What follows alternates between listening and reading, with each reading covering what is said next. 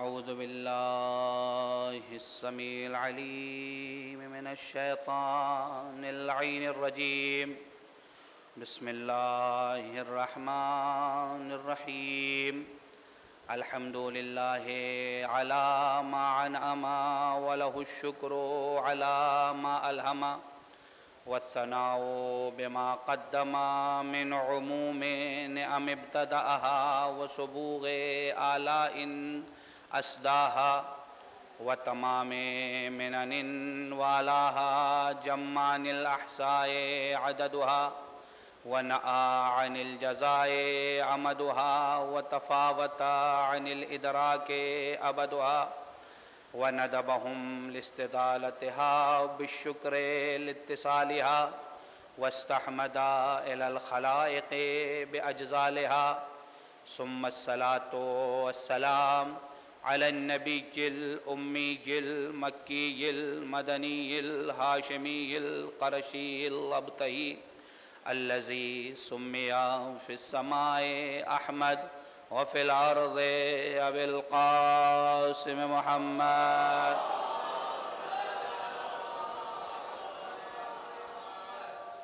ثم الصلاة والسلام على آله الأطيبين الأطهرين ولعنة الله على أعدائهم أجمعين. أما بعد فقد قال الله تعالى في كتابه الكريم بسم الله الرحمن الرحيم وقال ربكم ادعوني استجب لكم ان الذين يستكبرون عن عبادتي سيدخلون جہنم داخرین. ایک صلوات پڑھیں محمد وعلی محمد.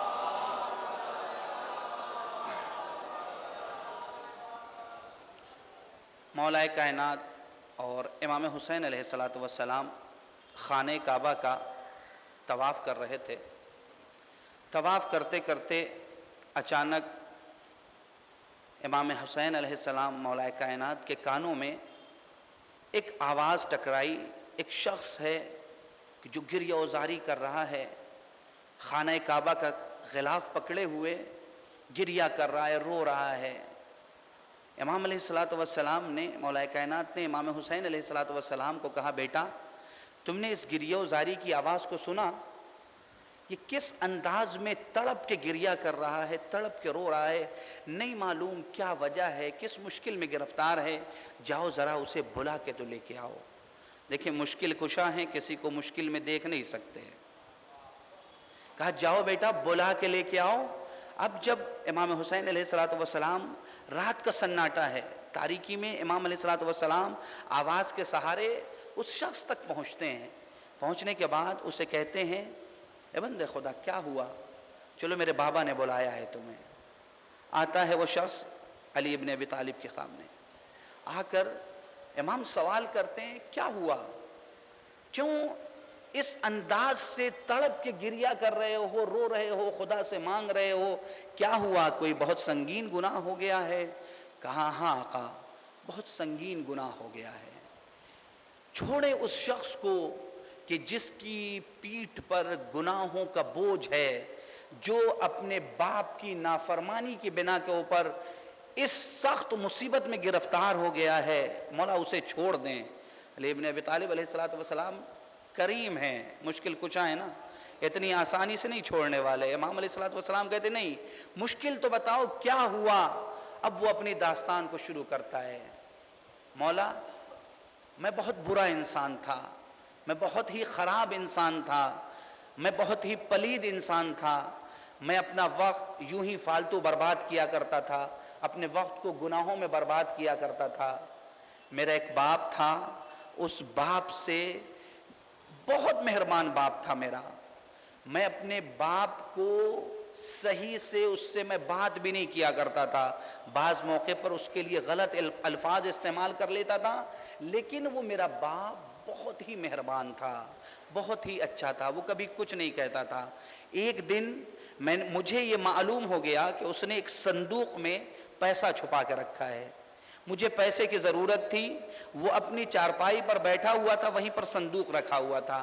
میں گیا اس سے پیسہ مانگنے کے لیے. اسے معلوم تھا کہ میں اسے غلط راستے میں خرچ کرنے والا ہوں, لہٰذا ہمارے باپ نے منع کیا. باپ کھڑا ہو گیا اور روکنا چاہا کہ میں اس صندوق سے پیسہ نہ نکالوں، لیکن میں نے اپنے باپ کو جھڑک دیا۔ اب جو میں نے اپنے باپ کو جھڑکا تو میرا باپ زمین پر گر گیا، کاندھے پہ اس کے چوٹ آئی۔ میں گیا، میں نے پیسہ نکالا، پیسہ نکالنے کے بعد میں نے اسے حرام کام میں صرف کیا، لیکن میرا باپ جب زمین پر گرا ہوا تھا نا تو اس نے ایک جملہ کہا کہ مجھے اس ذات کا واسطہ، میں تیرے لیے خانہ کعبہ کے پاس جا کر بد دعا کروں گا۔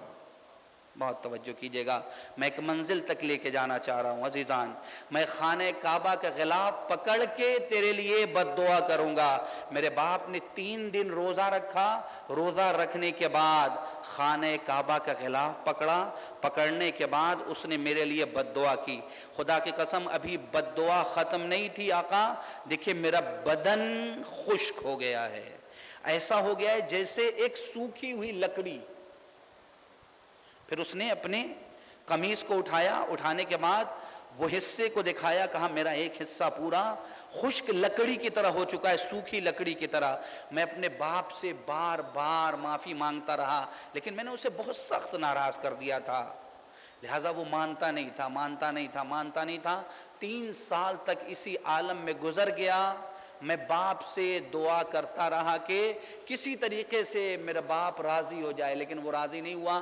3 سال کے بعد تھوڑا سا دل اس کا جب نرم ہوا، وہ تیار ہوا، کہا چلو میری اس کیفیت کو دیکھنے کے بعد، باپ ہے نا، میری اس کیفیت کو دیکھنے کے بعد، میرے اس والہانہ انداز میں معافی مانگنے کی بنا پر میرا باپ کہتا ہے ٹھیک ہے چلو، جہاں پر میں نے بد دعا کی تھی وہیں پر چلتے ہیں، دعا کرتے ہیں۔ خانہ کعبہ کا غلاف پکڑ کے میں راستے میں لے کے چلا، اچانک ایک جگہ کے اوپر اونٹ نے کسی جانور کو دیکھ لیا، جس کی وجہ سے اونٹ بھڑک گیا۔ میرا باپ زمین پر گرا اور وہیں مر گیا۔ اب میری سمجھ میں نہیں آ رہا ہے، باپ تو راضی ہو گیا تھا، اب میں کس کے سہارے دعا کروں؟ عزیزان، علی مشکل کشا ہے نا، علی سے آ کے اس نے مصیبت بیان کر دی۔ کیا یہ ممکن ہے کہ علی ابن ابی طالب مشکل سن لیں اور مشکل کو رفع نہ کریں؟ ممکن نہیں ہے، علی مشکل کشا ہے۔ علی ابن ابی طالب نے کہا گھبرا نہیں، تیرے باپ نے تجھے معاف کر دیا تھا، لہٰذا میں ایک ایسی دعا دے رہا ہوں کہ جو پیغمبر اکرم نے مجھے تعلیم دی تھی۔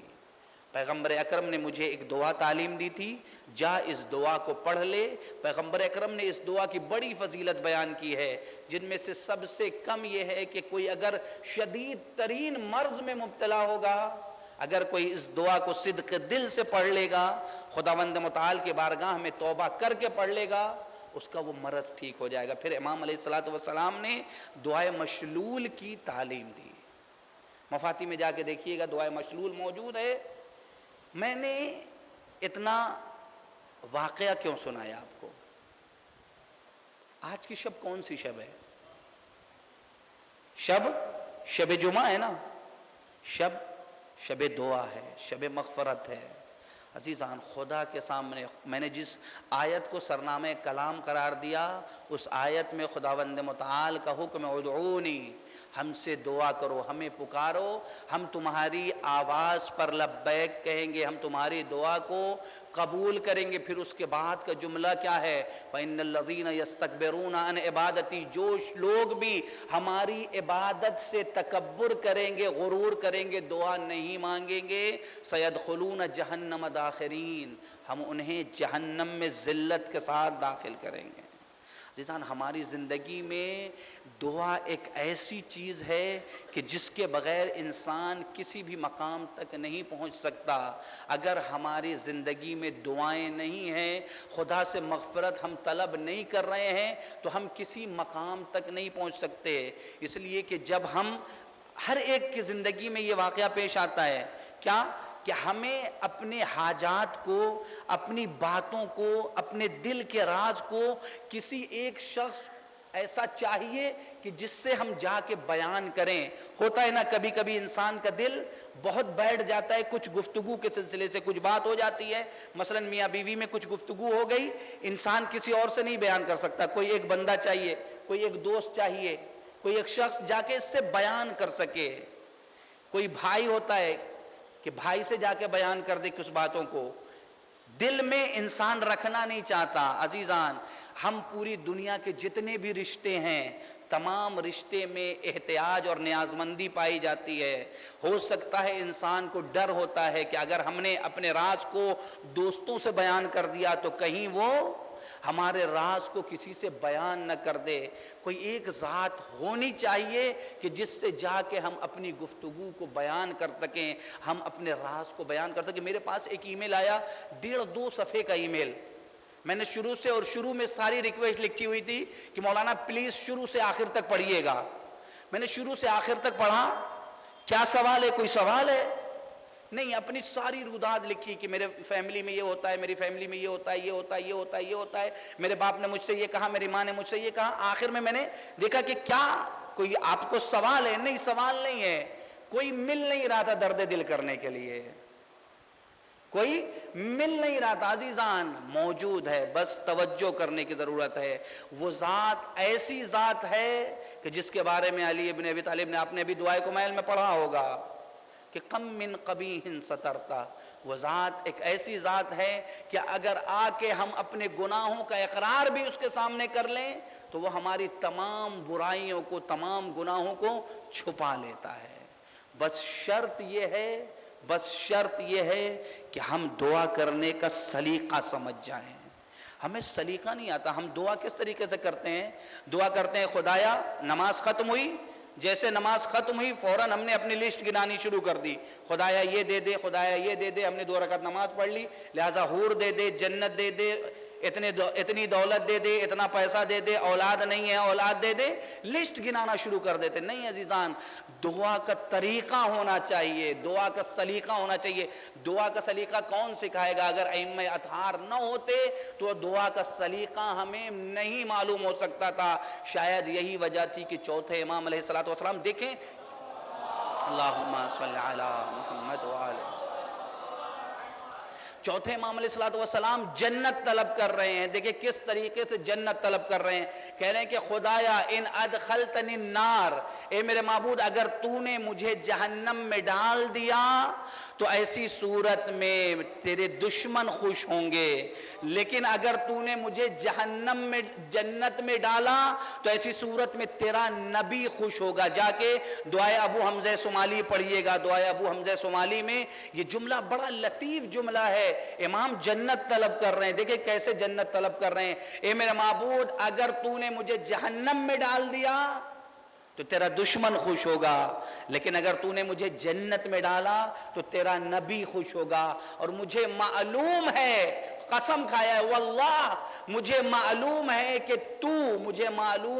تو اور تیرے نزدیک تیرے نبی کی خوشی زیادہ پسند ہے بجائے اس کے کہ تیرے دشمن خوش ہوں۔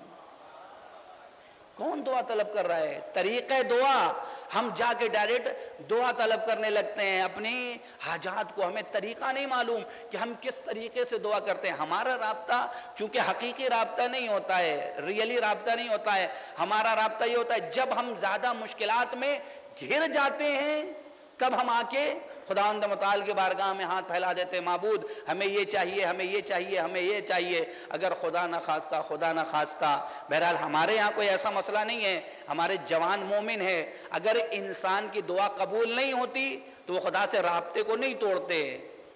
یقیناً ایسا ہونا چاہیے کہ ہمارا رابطہ خدا سے ٹوٹنا نہیں چاہیے، اس لیے کہ اگر یہ رابطہ ٹوٹ گیا تو پھر مشکل پیش آ جائے گی۔ عزیزان، دعا کا طریقہ جو بیان کیا گیا ہے اسے توجہ کیجئے گا۔ سب سے پہلے ہمیں سلیقہ دعا، اس دعا کا طریقہ کہ جنت طلب کرنا ہے تو ہمیں خداوند متعال کو اس کی رحمت میں جکڑ کے پھر طلب کرنا ہے، پھر ڈائریکٹ طلب نہیں کرنا ہے، بلکہ علماء نے طریقہ روایات کے ذریعے سے۔ سب سے پہلے آئیے بسم اللہ الرحمن الرحیم پڑھیے، بسم اللہ پڑھیے۔ جو بھی دعا طلب کرنی ہے پہلے بسم اللہ۔ دیکھیں یہ پریکٹیکلی زندگی میں چونکہ روزانہ ہم دعا طلب کرتے ہیں، ہماری دعائیں قبول نہیں تو اس کی وجہ ہے ہمیں وہ سلیقہ نہیں معلوم ہے۔ پہلے بسم اللہ، پھر اس کے بعد صلوات پڑھیے، اللہم صلی علی محمد وآل محمد۔ پھر اس کے بعد روایت میں ہے کہ من قال 10 مرات یا اللہ، جو شخص بھی 10 مرتبہ یا اللہ کہے گا خداوند متعال اس کی دعا کو قبول کر لے گا۔ لہذا پہلے بسم اللہ، پھر صلوات، پھر 10 مرتبہ یا اللہ ہو یا اللہ. دوسری روایت میں سیم فقرہ ہے کہ 10 مرتبہ یا رحمان ہو یا رحمان پڑھیں. پھر اس کے بعد بعض روایت میں ہے کہ یا ذل جلال والاکرام پڑھیں، بعض میں ہے یا ملیک ہو یا مقتدر ہو پڑھیں. ان تمام الفاظ کو پڑھنے کے بعد اب آئیں توسل کریں. کس سے؟ واسطہ دے ائمہ اطہار کا.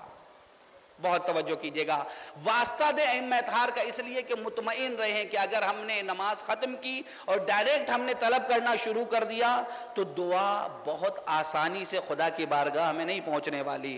ان تمام اذکار کو، ان تمام امور کو انجام دینے کے بعد دعا طلب کیجئے. اس لیے کہ آپ کو معلوم ہے کہ جب رسول اکرم، پیغمبر اکرم صلی اللہ علیہ وآلہ وسلم کی خدمت میں کوئی شخص آتا تھا کہ یا رسول اللہ ہمارے لیے دعا کر دیجئے، تو عجیب جملہ کہتے تھے پیغمبر اکرم. دیکھیں توسل کے بغیر دعا پیغمبر اکرم بھی نہیں مانگتے. ہمارے پاس بھی، علماء کے پاس بھی، آپ کے پاس بھی مومنین آتے ہیں، آنے کے بعد کہتے ہیں بھائی میرے لیے دعا کیجئے گا. اور دیکھیے اس کی بہت زیادہ تاکید ہے کہ آپ زیادہ سے زیادہ لوگوں سے کہیے اپنے لیے کہ میرے لیے دعا کرو، شرمائیے گا نہیں.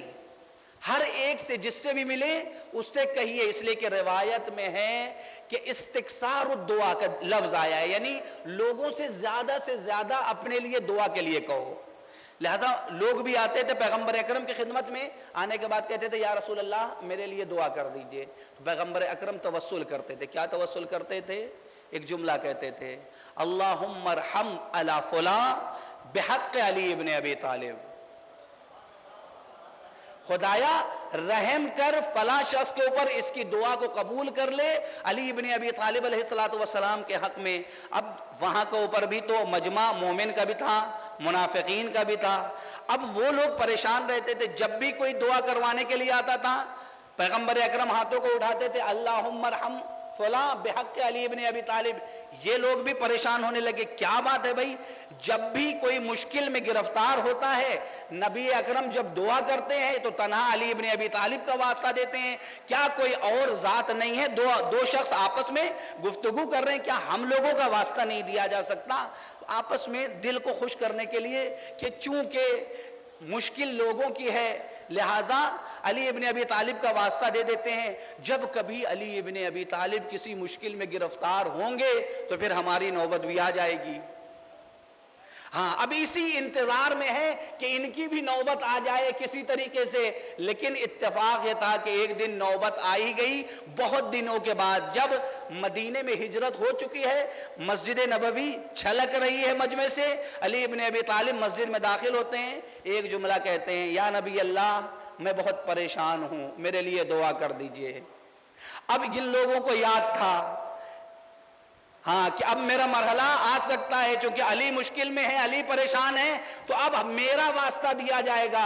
لیکن علی ابن ابی طالب کے مشکل میں گرفتار ہونے کی بنا کے اوپر اب ان کا نام نہیں لیا جا رہا ہے. نبی اکرم نے دونوں ہاتھوں کو اٹھایا، سارے مجمع کے کان کھڑے ہوئے، خاص طور سے ان دونوں کے. نبی کس کا نام لینے والے ہیں؟ ایک مرتبہ پیغمبر اکرم صلی اللہ علیہ وآلہ وسلم نے ایک جملہ کہا، بہت توجہ کیجئے گا، اللہم ارحم علی علی ابن ابی طالب بحق علی ابن ابی طالب.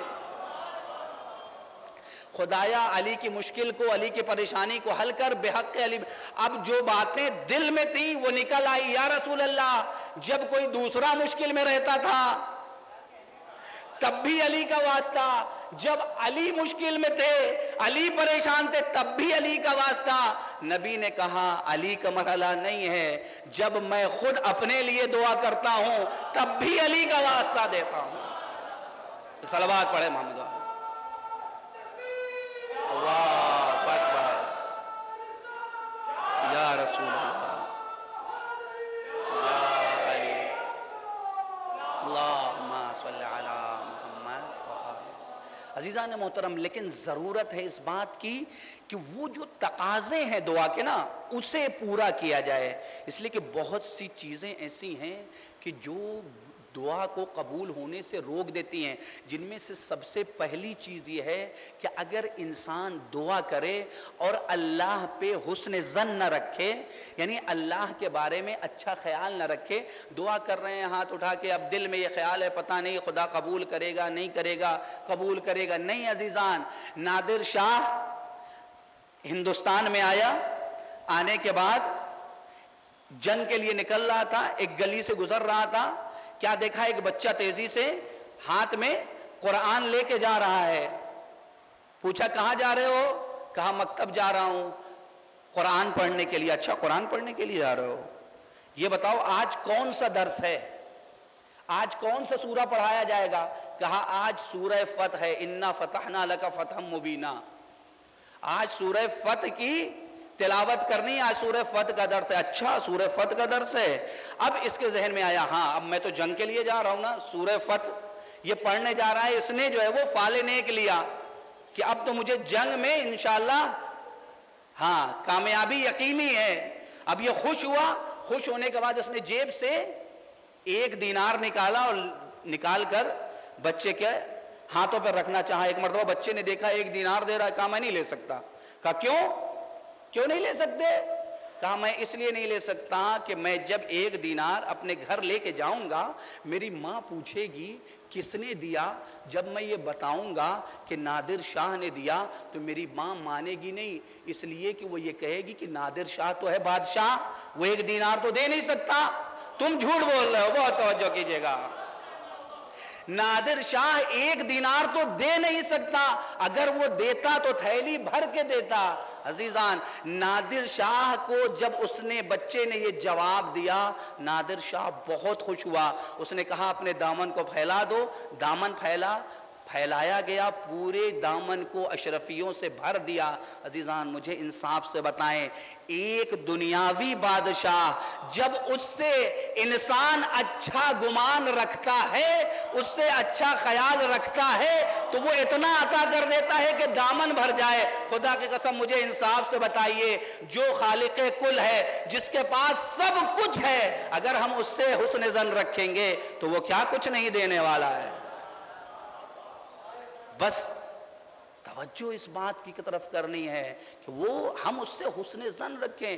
ہماری ہمت بلند ہونی چاہیے. ہم کیا کرتے ہیں، بہت ہوتا ہے تو مانگتے ہیں کیا بھائی خدایا مجھے دے دے مجھے دے دے مجھے دے دے. اور چھوٹی چھوٹی چیزیں مانگتے ہیں، دنیا مانگتے ہیں، دنیا کی چھوٹی چیزیں مانگتے ہیں. بہت مانگتے ہیں. کیا مانگیں گے؟ خدایا مجھے 1 موٹر سائیکل دے دے، 1 4 ویلر دے دے. اس سے زیادہ نہیں بڑھتے. 1 اپارٹمنٹ دے دے. اس سے زیادہ محدود ہی رہتے ہیں. بھائی جب بغیر محنت کے مانگنا ہی ہے تو خدا سے زیادہ مانگو نا.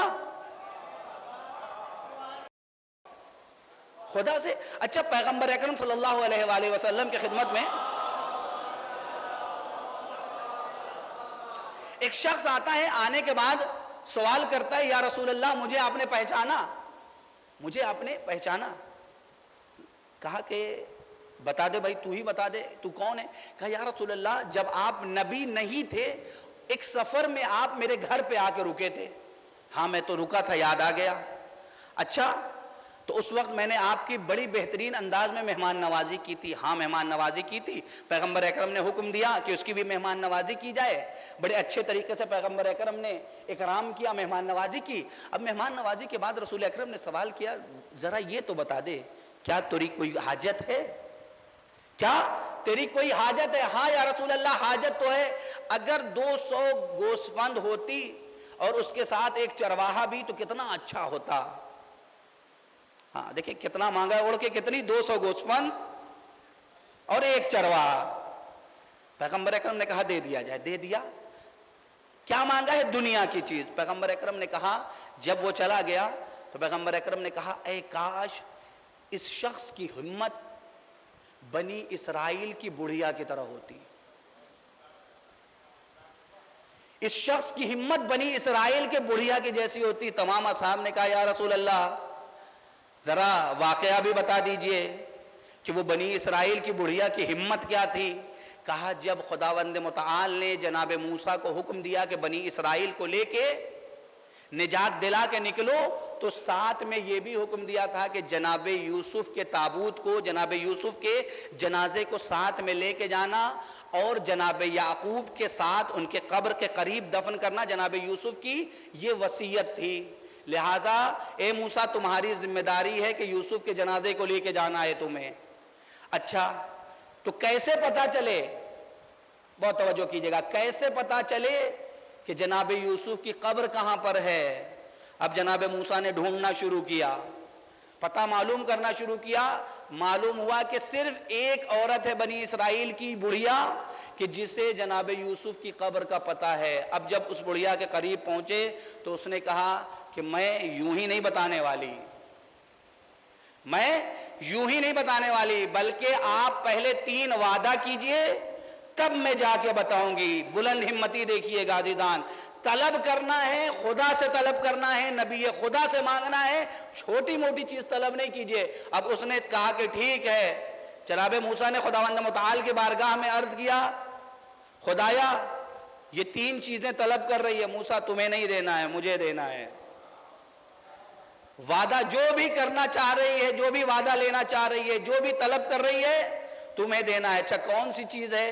کہا سب سے پہلی بات یہ ہے کہ دیکھو ہماری جو جوانی ہے اسے پلٹا دو۔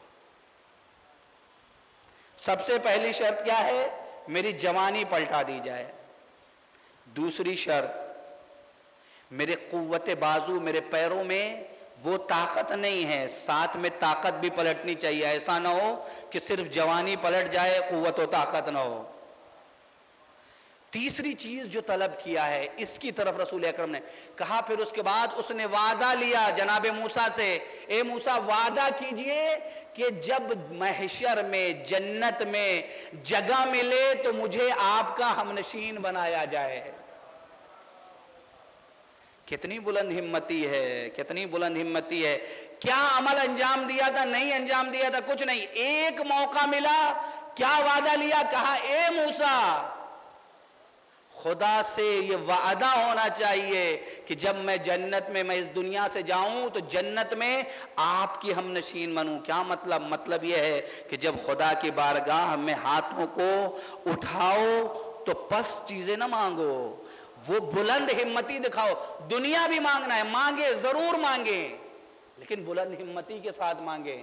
اتنی طلب کرے تنہا اپنے لیے نہ مانگے، وہ خدا کے جو آپ کو دینے والا ہے، جو چیزیں آپ کو دے گا وہ سارے مومنین کو دے سکتا ہے۔ اسی لیے کہا گیا ہے تنہا اپنے لیے اگر دعا مانگی جائے تو ہو سکتا ہے کہ قبول ہو سکتا ہے نہ ہو، لیکن اگر مومنین کے لیے مانگی جائے تو یقیناً قبول ہونے والی۔ پھر جناب موسیٰ کو اس نے ایڈریس بتایا، کہا فلاں جگہ پہ نہر میں جناب یوسف کی قبر ہے۔ کیوں؟ اس لیے کہ جب جناب یوسف کا انتقال ہوا تو یہاں پر متعدد قبیلے تھے، ان لوگوں کے درمیان اختلاف ہو گیا کہ ہر ایک یہ چاہ رہا تھا کہ ہمارے محلے میں جناب یوسف کی قبر ہو، اختلاف ہو گیا، تو لہذا جناب یوسف کو ایک نہر میں دفن کیا گیا۔ کیوں؟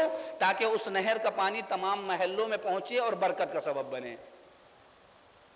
جناب پھر واقعہ تو یہاں پر جو اصل توجہ کا مرکز تھا کہ ہمیں مانگنا ہے تو بلند ہمتی سے مانگنا ہے، ایسی چیزیں مانگنا ہے خداوند متعال سے کہ جو اس دنیا کے بھی کام آئے، آخرت میں بھی کام آئے۔ دیکھیں ائمہ اطہار علیہم السلام نے تو یہ کہا ہے کہ تم ہمیں، اگر تمہیں ہم سے مانگنا ہے نا ہمارے وسیلے سے، تو دیکھو دسترخوان کا نمک سے لے کر جوتے کے تسمے تک کے لیے ہم سے مدد طلب کرو۔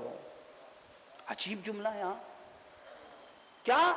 دسترخوان کے نمک سے لے کر جوتے کے تسمے سے، یعنی جوتے کے جو باندھا جاتا ہے جس چیز سے، وہ بھی اگر طلب کرنا ہے تو میرے سے طلب کرو۔ مطلب کیا ہے؟ ائمہ اطہار یہ چاہتے ہیں کہ تم ہمارے نزدیک آؤ۔ جب تم ہمارے نزدیک آ جاؤ گے، دھیرے دھیرے دنیا طلب کرتے کرتے تمہیں ہم اس منزل پہ پہنچا دیں گے کہ تمہیں ہم ہمارے لیے بنا لیں گے۔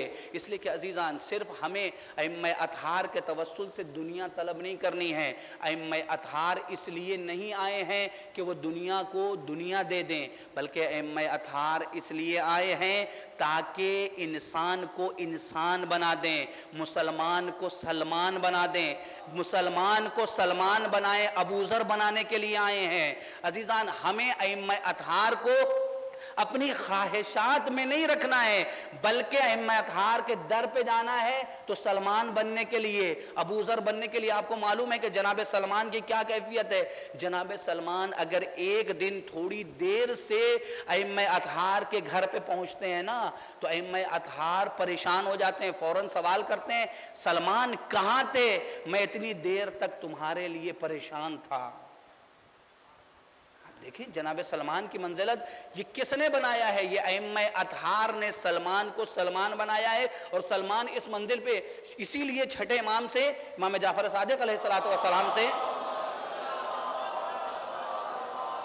جب کسی نے سوال کر لیا مولا آپ ہمیشہ جناب سلمان کا تذکرہ کرتے ہیں، سلمان کو کیوں دوست رکھتے ہیں، ان کے اندر کیا صفت تھی؟ تو کہا سلمان کے اندر 3 صفت پائی جاتی تھی کہ جس کی وجہ سے ہم اہل بیت ان کو دوست رکھتے ہیں۔ سب سے پہلی صفت یہ تھی کہ سلمان فقراء و مساکین کو دوست رکھتے تھے۔ دوسری صفت سلمان کے اندر یہ تھی کہ سلمان علماء کو دوست رکھتے تھے۔ تیسری صفت یہ تھی کہ سلمان عاشق علی تھے۔ شاید یہی وجہ ہے کہ جب جناب ابو ذر سے لوگوں نے، جناب ابو ذر کو اس لیے کہ شیطان ہر ایک کے پیچھے پڑا رہتا ہے، جناب ابو ذر سے کچھ لوگوں نے جا کے جناب ابو ذر سے یہ چڑھا دیا، بلکہ یہ کہا جائے جناب ابو ذر کو یہ کہہ دیا کہ ابو ذر تم سے زیادہ ائمہ اطہار کے نزدیک، اہل بیت کے نزدیک سلمان کا درجہ ہے، سلمان کو بہت زیادہ دوست رکھتے ہیں۔ جناب ابو ذر نے مولا کائنات سے جا کے سوال کر لیا مولا یہ بتائیے آپ کے نزدیک سلمان زیادہ ہیں یا میں؟ پیغمبر اکرم کا جب اصرار بڑھا، جب ابو ذر کا اصرار بڑھا مولا کائنات سے، پہلے تو جواب نہیں دے رہے ہیں، کہا جاؤ کل نماز صبح کے وقت آنا اور آنے کے بعد جواب لے جانا۔ لیکن سلمان کس منزل پر فائز ہیں؟ اس منزل پر فائز ہونے کی ضرورت ہے آج۔ صبح ہوئی، جناب ابو ذر آئے، نماز صبح ادا کی، ادا کرنے کے بعد علی بن ابی طالب، جناب سلمان، جناب ابو ذر نکلے۔ راستے میں جناب ابو ذر نے پھر سوال کیا یا علی بتائیے تو کل آپ نے کہا تھا کہ میں بتاؤں گا کہ سلمان افضل ہے میرے نزدیک، سلمان محبوب ہے میرے نزدیک یا ابو ذر؟ بتائیے تو۔ کہا جاؤ مسجد سے قدموں کے نشانات گنتے چلے آؤ، جاؤ قدموں کے نشان گنتے چلے آؤ۔ آئے، کہا یا علی 2 قدم کے نشان ہیں۔ کہا ہم لوگ ہیں کتنے؟ کہا مولا ہم لوگ ہیں تو 3۔ ابو ذر سمجھے نہیں، مولا جواب تو بتائیے۔ کہا جواب تو دے دیا۔ آپ بھی نہیں سمجھے، جواب تو دے دیا میں نے۔ جواب تو کیا ہوا؟ سلمان سے بہت توجہ کیجیے گا، میں نے جواب تو دے دیا اے ابو ذر تمہاری غیرت کو یہ گوارا ہے کہ تم علی سے کاندھا سے کاندھے ملا کے چل رہے ہو، لیکن سلمان کی غیرت کو یہ گوارا نہیں ہے۔ سلمان اپنا قدم وہاں رکھ رہے ہیں جہاں علی قدم رکھ رہے ہیں۔ عزیزان، سلمان بننے کی ضرورت ہے۔ آج بھی نقش قدم علی موجود ہے، ہمیں اسی نقش قدم پہ اپنے قدم کو رکھنے کی ضرورت ہے۔ توجہ کرنے کی ضرورت ہے کہ ہم کہاں اور کس مقام تک پہنچنا ہے ہمیں۔ ہم تو چھوٹی چھوٹی چیزوں میں الجھے رہتے ہیں اور پھر اس کے بعد سے کہتے ہیں کیا کہ خدا ہماری دعاؤں کو قبول نہیں کر رہا ہے۔ عزیزان، دعا قبول نہ ہونے کی متعدد وجہیں ہیں، وقت نہیں ہے، میں 2-3 باتوں کو جلدی جلدی ذکر کروں۔ سب سے پہلی چیز گناہ اگر انسان کرنے کے بعد دعا کرے گا دعا قبول نہیں ہونے والی۔ ان میں بھی گناہوں میں 2 گناہ بہت عظیم گناہ ہے۔ ایک لقمہ حرام، اگر حرام لقمہ آپ کھا رہے ہیں آپ کی دعا قبول ہونے والی نہیں ہے۔ ایک لقمہ حرام انسان کی 40 صبح کی دعاؤں کو رد کر دیتا ہے۔ ایک لقمہ حرام 40 شب کی دعاؤں اور 40 صبح کی عبادتوں کو رد کر دیتا ہے۔ عزیزان، لقمہ حرام کے بارے میں ایسے ایسے واقعات ہیں کہ انسان تباہ و اس لیے کہ اس کا اثر 4 جگہ ایسی ہے، میں صرف ایک جگہ بھی بیان کروں گا، اگر موقع رہے گا تو بیان کروں گا، کہ جہاں پر شیطان خوب خوش ہوتا ہے۔ سب سے پہلی جگہ معلوم ہے کون سی ہے؟ یہی ہے، جب کسی مومن کے شکم میں لقمہ حرام جاتا ہے نا تو شیطان تالیاں بجاتا ہے۔ کیوں؟ اس لیے کہ اب اس کے اوپر انسان بہت آسانی سے شیطان قبضہ کر لیتا ہے۔ اگر لقمہ حرام کی سب سے کم گناہ یہی ہے کہ 40 دن تک اس کی دعا قبول نہیں ہوگی ایک لقمے کے بارے میں۔ لقمہ حرام کون سا لقمہ ہے؟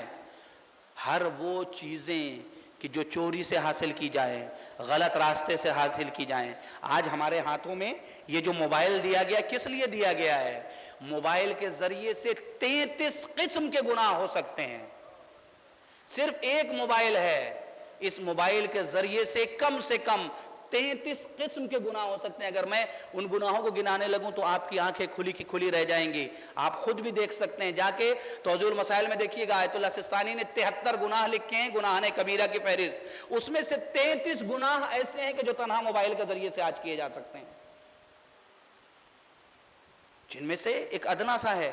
پرانے زمانے میں چوری کرنے کے لیے ہمیں کسی کے گھر میں جانا پڑتا تھا، لیکن آج یہ موبائل ہمارے پاس موجود ہے، ایک لیپ ٹاپ موجود ہے، اس کے ذریعے سے ہم کتنی آسانی سے چوری کر لیتے ہیں،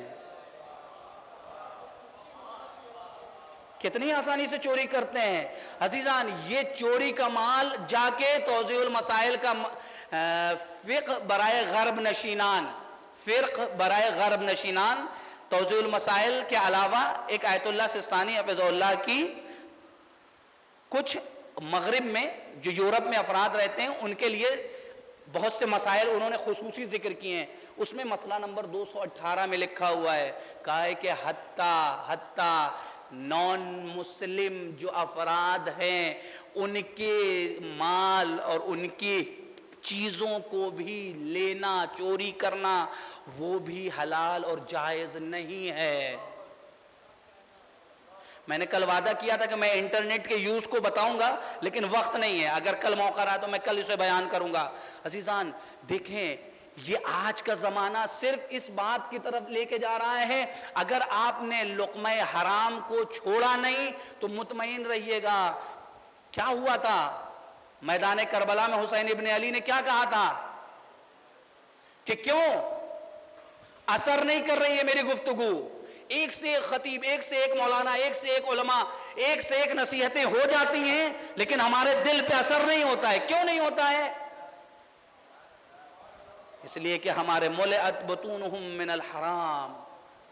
حسین ابن علی آ کے تقریر کریں، نصیحت کریں پسر سعد کو، اور یہ نہیں کہ تقریر کر رہے ہیں بلکہ خصوصی جلسہ ہے، 2 لوگوں کا جلسہ ہے، 2-3 لوگ ہیں، علی ابن ابی طالب کا لال حسین ابن علی ہیں، جناب عباس ہیں، جناب علی اکبر ہیں، ادھر سے پسر سعد اس کا بیٹا اور اس کا غلام، آمنے سامنے امام وقت، امام زمان حسین ابن علی اتنے رؤوف، اتنے مہربان کہ وقت آخر جب شمر ملعون سے امام علیہ السلام نے پانی طلب کیا ہے تو کوئی یہ کہہ سکتا ہے کہ حسین ابن علی نے پانی اس لیے طلب کیا کیونکہ حسین ابن علی پانی پینا چاہتے تھے؟ نہیں عزیزان، حسین ابن علی پانی نہیں پینا چاہتے تھے۔ آپ مجھے انصاف سے بتائیں، جس کا ششماہ علی اصغر شہید ہو گیا ہو، کیا وہ پانی پیے گا؟ جس کا علی اکبر پیاسا شہید ہو گیا، کیا وہ پانی نہیں؟ حسین ابن علی ہدایت چاہتے تھے کہ اگر شمر مجھے ابھی پانی دے دے گا تو اس کا دل نرم ہو چکا ہوگا۔ شب عاشور آنے کے بعد پسر سعد سے گفتگو ہوتی، لیکن کیوں؟ حرام سے پیٹ بھر چکا تھا۔ عزیزان، جو انسان، جو شخص بھی حرام مال کھا چکا ہے، اگر وہ اپنے آپ کو اس سے پاک نہیں کرے گا تو یہ مطمئن رہیے کہ اگر حسین زمان ابھی آ جائیں تو عین ممکن ہے کہ وہ حسین زمان کے قاتلوں کی صف میں ہو، اس لیے کہ حرام سے پیٹ بھر چکا ہے۔ لہذا توجہ کیجئے گا اس بات کی طرف کہ لقمہ حرام کھانے کی طرف اگر کوئی اس میں ملوث ہے، لقمہ حرام کھانے میں، تو فوراً ترک کیجئے، غربت کی زندگی گزار لیجئے۔ عزیزان، غربت کی زندگی گزار لیجئے اگر حلال روزی نہیں ہے. حلال روزی ملے گی, کیوں نہیں ملے گی؟ اگر آپ حرام کو چھوڑے خداوند متعال ضرور مدد کرنے والا ہے. لیکن ہاں ادھر سے ہٹ کے آئیے, دنیا کے رنگینیوں کو چھوڑیے, چھوڑنے کے بعد آئیے حلال روزی تلاش کیجئے, دعائیں بھی قبول ہوں گی. شاید دو چار دنوں میں یہ یاد رکھیے گا کہ جملہ ہے کہ الحرام لا یمنی, مال حرام کبھی بھی نمو نہیں پاتا, رشد نہیں پاتا. مال حرام کا نتیجہ اولاد کی زندگی میں نکلتا ہے. خدا کی قسم ان آنکھوں نے دیکھا ہے کہ جن لوگوں نے جن کے باپ دادا نے حرام کمایا تھا ان کی اولاد کبھی خوش نہیں ملے گی. کبھی جسمانی مشکل, کبھی روحانی مشکل, کبھی ڈپریشن, کبھی ذہنی جو ہے وہ پرابلم, کبھی جسمی پرابلم, کبھی کوئی لنگڑا پیدا ہو رہا ہے, کبھی لولہا پیدا ہو رہا ہے, کئی مشکلات میں نے اپنی آنکھوں سے دیکھا ہے. جن لوگوں نے اپنی زندگی میں لقمہ حرام کھایا ہے ان کے توجہ کرنے کی ضرورت ہے. تو سب سے پہلی چیز لقمہ حرام. دوسری چیز نماز سے دوری. چوتھے امام علیہ الصلوۃ والسلام نے کہا کہ دعا قبول نہیں ہوگی جو شخص نماز میں اتنی تاخیر کر دے کہ نماز کا وقت چلا جائے. عزیزان, پیغمبر اکرم کی خدمت میں ایک شخص آتا ہے, آنے کے بعد سوال کرتا ہے, یا رسول اللہ میری دعا قبول نہیں ہو رہی ہے. رسول اکرم پہلا سوال کرتے ہیں, یہ بتا نماز پڑھتا ہے کہ نہیں پڑھتا ہے؟ تو نماز پڑھتا ہے کہ نہیں پڑھتا ہے؟ یا رسول اللہ میں نماز پڑھتا ہوں. اچھا تیرے فیملی والے نماز پڑھتے ہیں کہ نہیں پڑھتے ہیں؟ ہاں یا رسول اللہ میری فیملی بھی نماز پڑھتی ہے, سب لوگ نمازی ہیں. رسول اکرم نے کہا جا چھت پر جانے کے بعد ایک ہڈی ہے, اس ہڈی کو اپنے چھت سے ہٹا دے جا کر, تیری دعا قبول ہو جائے گی. یا رسول اللہ کیسی ہڈی ہے؟ وہ ہڈی کوا کل یا پچھلے ہفتے تیرے گھر پہ لا کے اس ہڈی کو گرا گیا ہے. وہ ہڈی ایک بے نمازی شخص کی تھی. جب تک یہ ہڈی تیرے چھت پہ رہے گی, تیرے گھر پہ رہے گی, تیری دعا قبول نہیں ہو سکتی ہے. متعدد بے نماز کے سلسلے میں عزیزان جب علماء کی خدمت میں آ کے سوال کیا جاتا تھا, آپ نے ظاہراً نام سنا ہوگا, نہیں سنا ہوگا تو میں بیان کر دوں. آیت اللہ نخودکی اصفہانی ہے, ان کی قبر بھی حرم امام رضا علیہ الصلوۃ والسلام میں ہے. صاحب کرامات ہیں, صاحب متعدد کرامت ان سے رونما ہوئی ہے, متعدد کرامات ان سے رونما ہوئی ہے. ان سے آ کے ایک جوان سوال کرتا ہے, میری 3 مشکل ہے, میری زندگی میں 3 تالے لگے ہوئے ہیں, ان 3 تالوں کو میں کھولنا چاہتا ہوں, کھل نہیں رہے ہیں, کوئی عمل بتا دیجئے. کہتے ہیں پہلا سوال جوان کرتا ہے آیت اللہ شیخ حسن نخودکی اصفہانی سے, میری زندگی میں میں چاہتا ہوں کہ ایک اچھی خاتون سے, ایک صالح خاتون سے شادی کرنا چاہتا ہوں, نہیں ہو پا رہی ہے, مال میں برکت نہیں پائی جا رہی ہے, میں عاقبت بخیری چاہتا ہوں, یعنی میرا خاتمہ خیر پہ ہو. یہ 3 میری زندگی کی تالے ہیں, ان تالوں کی چابی بتا دیجئے. کہا تیرے پہلے سوال کا جواب, پہلے سوال کی جو کی ہے, جو چابی ہے, وہ ہے کہ جا اول وقت نماز ادا کر, تیری صالح خاتون سے شادی ہو جائے گی. جا دوسرے سوال کا بھی جواب یہی ہے کہ اول وقت نماز ادا کر, نماز ادا کرے گا, اول وقت نماز کی پابندی کرے گا, تیرے مال میں برکت ملے گی. کہا تیسری چابی کون سی ہے؟ کہ میرا خاتمہ خیر پر ہو, جب میں مروں تو حق پہ مروں. کہا جا اول وقت نماز پڑھ. اس نے سوال کیا, تینوں کا جواب ایک ہی ہے, میرے 3 تالے کی چابی کی ایک ہی ہے. کہا نماز ماسٹر کی ہے, نماز ماسٹر کی ہے. عزیزان اپنی زندگی میں دیکھیے گا, غور کیجئے گا, جب نماز چھوٹنے لگتی ہے زندگی سے برکت ختم ہونے لگتی ہے. زندگی سے برکت, بہت سے واقعات ہیں. میں اپنی گفتگو کو ختم کرتا ہوں. شب جمعہ ہے, شب دعا ہے, شب زیارت امام حسین ہے. عزیزان خداوند متعال ہم سب کو توفیق دے کہ زیارت امام حسین علیہ الصلوۃ والسلام جلد سے جلد کر سکیں. آپ کو معلوم ہے کہ شیخ جعفر شستری کہتے ہیں کہ حسین ابن علی کی 4 قبریں ہیں. ایک قبر کربلا میں ہے, ایک قبر عرش اولا پر ہے, ایک قبر مومن کا دل ہے, ایک قبر ہر وہ عزاخانہ ہے جہاں پر مجلس حسین برپا ہو. آپ شب جمعہ ہے اس قبر کے قریب بیٹھے ہو کہ جو عزاخانے میں پائی جاتی ہے. عزیزان، خداوند متعال ہم سب کو بار بار یہ توفیق دے کہ ہم حسین ابن علی کی اصلی قبر کہ جو کربلا میں پائی جاتی ہے ہم اس کی زیارت کر سکیں. مولا ہم سب کی بڑی تمنا ہے کہ اس 40 میں ہم پہنچ جائیں. مولا ذریعہ فراہم کر دیجئے. عزیزو، آپ کو معلوم ہے کہ آج کی شب تمام انبیاء، تمام اولیاء، تمام صلحاء، تمام ائمہ آتے ہیں حسین ابن علی کی زیارت کے لیے. عزیزو، حسین ابن علی کی زیارت کے لیے آتے ہیں. ملا عباس بیان کرتے ہیں کہ میں ہر سال قافلے کو لے کے کربلا جایا کرتا تھا. میرے قافلے میں جوان زیادہ رہا کرتے تھے، ہم ہمیشہ جایا کرتے تھے. لیکن ایک سال ایسا ہوا کہ ہمارے پاس زیادہ راہ نہیں تھا. میں نے جانے کا ارادہ ترک کیا کہ میں اس سال کربلا نہیں جاؤں گا. ایک مرتبہ جوان آئے، آنے کے بعد پوچھتے ہیں کیوں نہیں جائیے گا آپ؟ کہا میرے پاس زیادہ راہ نہیں. کہا آپ تو صاحب بیاض ہیں، آپ تو انجمن کے نوحہ خان ہیں، اگر آپ نہیں جائیں گے تو ہم لوگ کس طریقے سے وہاں نوحہ خانی کریں گے، کس طریقے سے ماتم کریں گے، کس طریقے سے گریہ کریں گے؟ نہیں، آپ چلیے، ہم لوگ آپ کے زیادہ سفر کا انتظام کریں گے. کہا ٹھیک ہے چلتے ہیں. قافلہ تیار ہوا، چلا. آپ لوگوں نے ویڈیو میں بھی دیکھا ہوگا کہ منزل پائی جاتی ہے. ہر کچھ دیر پر جو افراد پیدل جاتے ہیں نا، رکتے ہیں، رکنے کے بعد تب کچھ دنوں میں پہنچتے ہیں. پرانے زمانے میں بھی سواری جب ہوا کرتی تھی تو ہر کچھ منزل پہ رکتے تھے.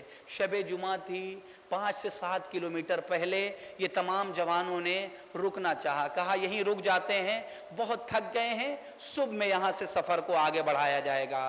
ملا عباس بامعرفت شخص تھے. ملا عباس نے کہا نہیں، شب جمعہ ہے، شب زیارتی امام حسین ہے، جوانوں ہمت کو باندھو. تم تھکے ہو، یقیناً تھک تو گئے ہو، لیکن زینب سے زیادہ تو نہیں تھکے ہو، علی اکبر سے زیادہ تو نہیں تھکے ہو، حسین سے زیادہ تو نہیں تھکے ہو، سکینہ سے زیادہ تو نہیں تھکے ہو. اپنی ہمت باندھو. باندھنے کے بعد چلو حسین ابن علی کی قبر تک. شب جمعہ کہیں پر نہیں رکنا ہے، یہاں سے ڈائریکٹ تمہیں ذریعہ حسین ابن علی کے قریب چلنا ہے. جوانوں نے حوصلہ باندھا، ہمت باندھی. ہمت باندھنے کے بعد ایک مرتبہ ڈائریکٹ یہ قافلہ پہنچا کہاں پر؟ امام حسین علیہ السلام کے حرم میں. ذریعہ حسین ابن علی کے سامنے تمام جوان کھڑے ہو گئے. اے ملا عباس نوحہ پڑھیے. میں اس ذات کا نوحہ پڑھوں گا کہ جس کا اس بیاض سے کھل جائے. ایک مرتبہ ملا عباس نے اپنی بیاض کو کھولا، جناب علی اکبر کا نوحہ. سارے جوانوں نے خوب ماتم کیا، خوب گریہ کیا. لیکن ایک مرتبہ جناب ملا عباس یہ کہتے ہیں کہ جب جناب علی اکبر کا نوحہ ہم نے پڑھ لیا زیارت کر کے، اب ہم جب مسافر خانے میں واپس آئے ہیں تو ایک مرتبہ ابھی تھوڑی ہی دیر ہوئی تھی کہ مجھے ایک آہٹ محسوس ہوئی کہ کوئی آ کے دق الباب کر رہا ہے. ملا عباس سو رہے ہو، ملا عباس سو رہے ہو، حسین ابن علی تمہاری زیارت کے لیے آئے ہیں، حسین ابن علی تمہاری زیارت کے لیے آئے ہیں. ارے مولا ہم خود امام کی خدمت. نہیں، حسین ابن علی خود تمہاری زیارت کے لیے آئے ہیں. ایک مرتبہ ملا عباس کہتے کہ میں اٹھنا چاہتا تھا کہ میں نے کیا دیکھا ہے کہ ایک سامنے سے ایک نور ہے. میں دوڑا پابوسی کے لیے. اس نور نے کہا نہیں ملا عباس تم آگے نہیں آئے ہو، میں تمہارے پاس 3 کاموں کے لیے آیا ہوں. میرا وعدہ یہ ہے کہ جو شخص بھی میری زیارت کے لیے آئے گا میں خود اس کی زیارت کے لیے آؤں گا. میں اس وعدے کو پورا کرنے کے لیے آیا ہوں. اے مولا یہ مومنین آپ کی اصلی قبر کی زیارت تو نہیں کر سکے، لیکن علماء کے بقول ارے اس قبر کی زیارت تو کر رہے ہیں کہ جو ہر رضا خانے میں موجود ہے. مولا ایک وعدہ کیجئے، ارے ہم سب کے سرحانے اس وقت ضرور آئیے گا جب سخت ترین وقت ہوگا. اے عزیزو، پھر امام حسین نے کہا تم بڑھو نہیں، ہم خود تمہاری زیارت کے لیے آئے ہیں. پھر اس کے بعد امام نے کہا جاؤ اب جب یہاں سے پلٹ کے جانا نا اصفہان تو وہاں ایک شخص ہے فلاں شخص ہے اس شخص کو میرا سلام کہنا اس لیے کہ وہ عزاداروں کو پانی پلاتا ہے ان کی جوتیوں کو صحیح کرتا ہے اسے میرا سلام کہہ دینا اور اے مولا عباس اب کبھی جب شب جمعہ کو کربلا آنا نا تو علی اکبر کی مصیبت نہ پڑنا کیا ہوا مولا میں نے کوئی غلطی کر دی نہیں مولا عباس تمہیں معلوم ہے نا میری اماں ارے آج کی جب زیارت کے لیے آتی ہے جب سے تم نے جناب علی اکبر کا نام پڑھا ہے ارے اماں غش پہ غش آ رہے ہیں میں کہوں گا اے آقا ارے جناب فاطمہ زہرا سلام اللہ علیہ اے بی بی ارے آپ نے مصائب سنا ہے ارے حسین ابن علی نے اس مصائب کو دیکھا ہے شاید یہی وجہ تھی کہ پورے میدان کربلا میں حسین ابن علی کے لیے سب سے سخت مصیبت جناب علی اکبر کی مصیبت تھی اسی لیے مقتل نے لکھا حسین ابن علی کسی کے بھی جنازے پہ جا کے اس طریقے سے نہیں روئے ہیں مقتل نے لکھا فبکا بکان شدیدہ ارے حسین ابن علی جب علی اکبر کے سرحانے پہنچے تو چیخ کے روئے ہیں عزیزو علی اکبر کی مصیبت حسین ابن علی کے لیے بڑی سخت مصیبت تھی ایک مرتبہ جب پیغمبر اکرم کے بیٹے جناب ابراہیم کی وفات ہو گئی نا تو جناب ابراہیم کو پیغمبر اکرم دفن کرنے کے لیے قبر کے پاس لے کے آئے ایک مرتبہ جناب ابراہیم 10 مہینے کے ہیں مولا کائنات کے حوالے کر دیا اے علی ابراہیم کو تم قبر کے حوالے کرو یا رسول اللہ کیا جوان کا کیا ایک باپ کے لیے بچے کو بیٹے کے جنازے کو قبر میں اتارنا جائز نہیں میں اپنے بچے کو اپنے ہاتھوں سے اس لیے نہیں اتار سکتا کہ میری نگاہ اس کے جسموں پہ پڑے گی میں برداشت نہیں کر سکتا یا رسول اللہ ارے ابراہیم کے اوپر کپڑے پڑے ہیں کفن پڑا ہوا آپ برداشت نہیں کر سکتے علی کے حوالے کر دیا ارے ذرا مقتل میں کربلا میں تو آ کے دیکھیے ارے حسین علی اکبر کیفیت کیا ہے سینے میں برچی ہے ارے اکبر کے جنازے پہ حسین برداشت کرے تو کس طریقے سے برداشت کرے انا للہ و انا الیہ راجعون رضم بقضائه وتسلیما لامره لا معبود سواک ربنا تقبل منا انك انت السمیع العلیم وتب علینا انك انت التواب الرحیم پروردگار تجھے واسطہ ہے حق محمد و آل محمد کا ہماری اس عزا کو قبول فرما معبود تجھے واسطہ ہے حق محمد و آل محمد کا تجھے واسطہ ہے جناب زہرا سلام اللہ علیہ کا تجھے واسطہ ہے علی ابن ابی طالب کا تجھے واسطہ ہے محمد اور اہل محمد کا تمام پاک ہستیوں کا واسطہ یہاں پر جتنے مومنین بیٹھے ہوئے ہیں ان کے تمام دنیوی و اخروی حاجت کو پوری فرما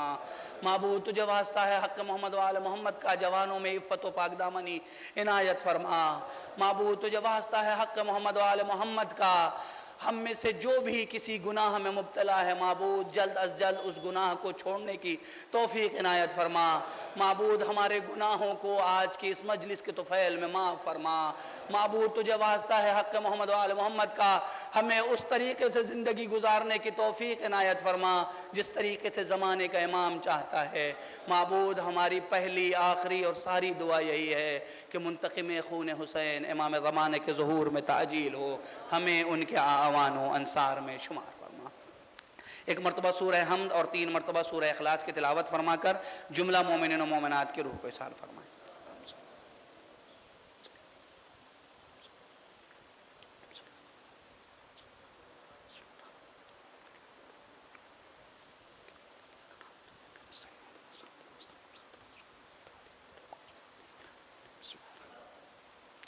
قل هو الله احد الله الصمد لم يلد ولم يولد بسم الله الرحمن الرحيم قل هو الله احد الله الصمد بسم الله الرحمن